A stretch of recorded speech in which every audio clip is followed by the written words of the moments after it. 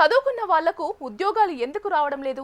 చదువు, ఉద్యోగం, జీవితం స్థిరపడటం ప్రతి యువకుడి కల ఇదే. కానీ ఈ రోజు పరిస్థితులు చూస్తే చదువుకున్న వాళ్లకు ఉద్యోగం దొరకడం ఒక పెద్ద సవాలుగా మారింది.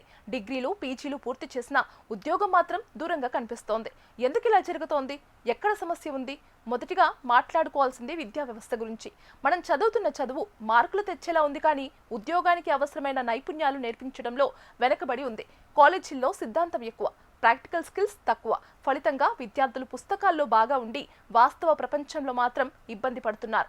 ఇక మరో ముఖ్యమైన కారణం స్కిల్స్ లోపం. ఈ రోజుల్లో కంపెనీలు కేవలం డిగ్రీ కాదు, కమ్యూనికేషన్, టెక్నికల్ నాలెడ్జ్, సమస్యలు పరిష్కరించే సామర్థ్యం, ఇలా అనేక నైపుణ్యాలు చూస్తున్నాయి. కానీ చాలా మంది విద్యార్థులు ఈ అంశాలపై దృష్టి పెట్టడం లేదు. ఫలితంగా ఇంటర్వ్యూల్లోనే ఫెయిల్ అవుతున్నారు. ఇక ఉద్యోగ అవకాశాల విషయం చూస్తే మార్కెట్లో ఉన్న ఉద్యోగాలు, చదువుతున్న కోర్సుల మధ్య సరైన అనుసంధానం లేదు.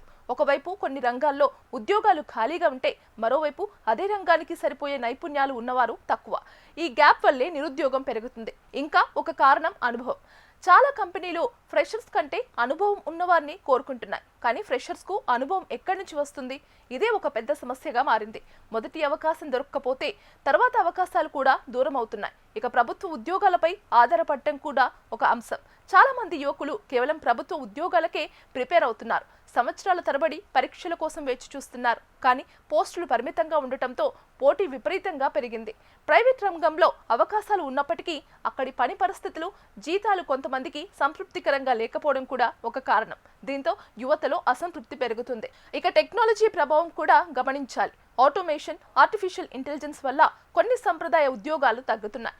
కొత్త ఉద్యోగాలు వస్తున్నా వాటికి అవసరమైన నైపుణ్యాలు అందరికీ ఉండటం లేదు.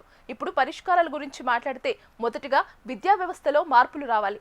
చదువు ఉద్యోగానికి ఉపయోగపడేలా ఉండాలి. ప్రాక్టికల్ ట్రైనింగ్, ఇంటర్న్షిప్లు తప్పనిసరి. విద్యార్థులు కూడా తమ బాధ్యతను గుర్తించాలి. కేవలం డిగ్రీతో సరిపెట్టుకోకుండా కొత్త స్కిల్స్ నేర్చుకోవాలి. కమ్యూనికేషన్, టెక్నాలజీ, డిజిటల్ స్కిల్స్ పై దృష్టి పెట్టాలి. ప్రభుత్వం కూడా ఉద్యోగాల సృష్టిపై దృష్టి పెట్టాలి. స్టార్టప్లకు ప్రోత్సాహం ఇవ్వాలి.